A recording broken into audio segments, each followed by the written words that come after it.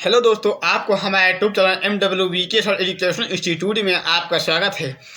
हम निर्देशांक ज्यामिति से इम्पोर्टेंट क्वेश्चन लेकर आए हैं। कक्षा 10 के विद्यार्थियों के लिए दिया गया है, दो बिंदुओं के बीच की दूरी ज्ञात कीजिए। क्या कह रहा है कि दो बिंदुओं के बीच की दूरी ज्ञात कीजिए। क्वेश्चन दिया गया है पहला 4,5 और 3,-9।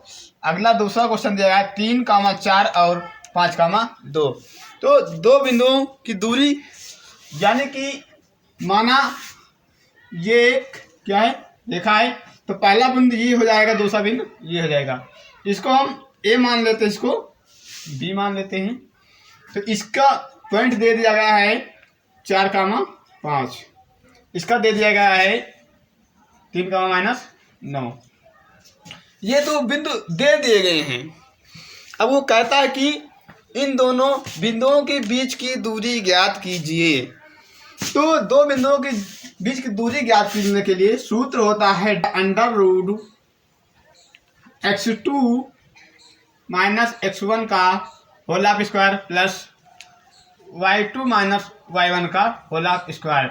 अब यहाँ पर x1 की जगह क्या है, यानी कि 4,5। ये x का मान है, ये y का मान है। ये x का मान है तो ये y का मान है। तो ये x1 y1, x2 y2।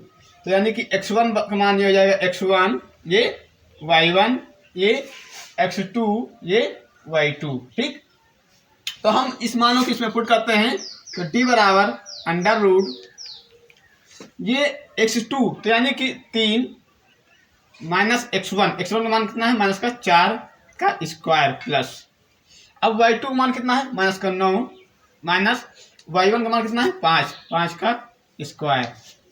आगे d बराबर √ घट जाएगा तो ये बचेगा -1 का स्क्वायर प्लस ये बचेगा, जुड़ जाएगा माइनस तो माइनस का 9/14 का स्क्वायर। तो d बराबर √ -1 का स्क्वायर हो जाएगा 1 प्लस 14 का स्क्वायर होता है कितना, 14 × 14 करो स्क्वायर, मतलब होता है उतनी संख्या को उतनी बार गुणा करना। तो होता है 196। d बराबर हो जाएगा 96 में 1 जोड़ोगे कितना हो जाएगा, 197। तो आ गई क्या, दो बिंदुओं के बीच की दूरी आ गई। d बराबर √197। तो अब पहला क्वेश्चन हो गया है, दिया गया था 4,5 और 3,-9 में दो बिंदुओं के बीच की दूरी ज्ञात कीजिए। तो d बराबर होता है √x2 - x1 का whole square plus y2 - y1 का होल स्क्वायर। ये दो बिंदुओं के बीच की दूरी का फार्मूला है।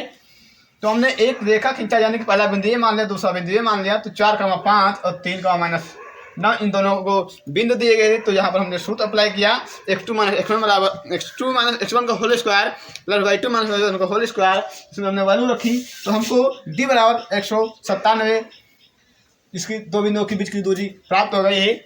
दूसरा तो आप लोगों के समझ में क्वेश्चन आ गया होगा।